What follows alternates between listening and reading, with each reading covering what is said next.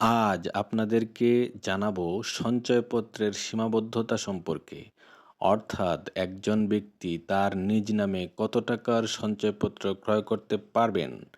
আমরা সবাই জানি সঞ্চয় পরিদপ্তরের অধীনে বেশ কয়েকটি সঞ্চয়পত্র ক্রয় করা যায়। তার মধ্যে পরিবার সঞ্চয়পত্র, ৫ বছর মেয়াদি সঞ্চয়পত্র, পেনশনার সঞ্চয়পত্র এবং ৩ মাস অন্তর মুনাফাভিত্তিক সঞ্চয়পত্র ইত্যাদি। পরিবার সঞ্চয়পত্র ক্রয় করতে পারবেন শুধুমাত্র মহিলাদের নামে।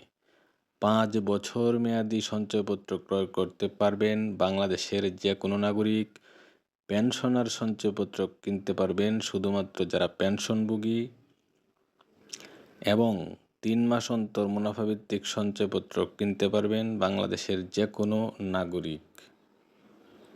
তবে প্রশ্ন হলো, কে কত টাকার সঞ্চয়পত্র ক্রয় করতে পারবেন? পরিবার সঞ্চয়পত্র সর্বোচ্চ ৪৫ লাখ টাকা ক্রয় করতে পারবেন। ২.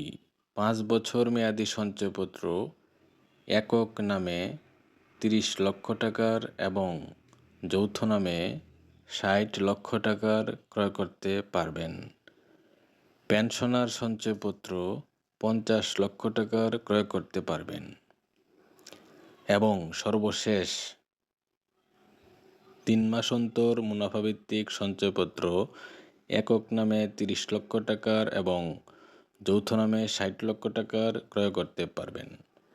আমরা সবাই জানি সঞ্চয়পত্র একটি ঝুঁকিহীন বিনিয়োগ, যা বাংলাদেশের নাগরিকদের জন্য খুবই আকর্ষণীয় একটা স্কিম। এটা সঞ্চয় পরিদপ্তরের অধীনে করা যায়। ৩ মাস অন্তর মুনাফাভিত্তিক সঞ্চয়পত্র ক্রয় করতে হলে অবশ্যই আপনাকে সঞ্চয় পরিদপ্তর অফিসে যেতে হবে এবং তাদের নিয়ম অনুযায়ী সঞ্চয়পত্র ক্রয় করতে হবে MIC এর চেকের মাধ্যমে এবং প্রতি ৩ মাস পর পর এর মুনাফা আপনি পেতে পারবেন ব্যাংকের মাধ্যমে, কোনো রকম হয়রানি ছাড়াই।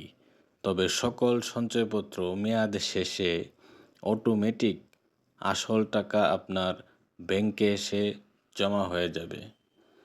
তাই সঞ্চয়পত্র খুব নিরাপদ একটি স্কিম বাংলাদেশের জনগণের জন্য। আশা করি সবার ভিডিওটি ভালো লাগছে। ধন্যবাদ।